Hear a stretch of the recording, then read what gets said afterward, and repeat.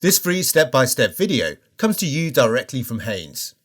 You can complete more than 200 jobs on this vehicle when you purchase the complete Haynes online manual at haynes.com.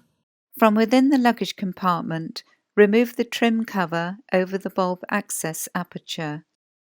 Squeeze together the clips and pull the bulb holder assembly from the light cluster. Depress and twist the bulb anti-clockwise to remove it. Align the bayonet pins of the bulb with the slots in the bulb holder. Note that most bayonet pin bulbs will only fit correctly in one position. The pins are offset. Insert the bulb and twist it clockwise to secure it. Press the bulb holder assembly into the rear of the light cluster and ensure the clips engage. Refit the cover.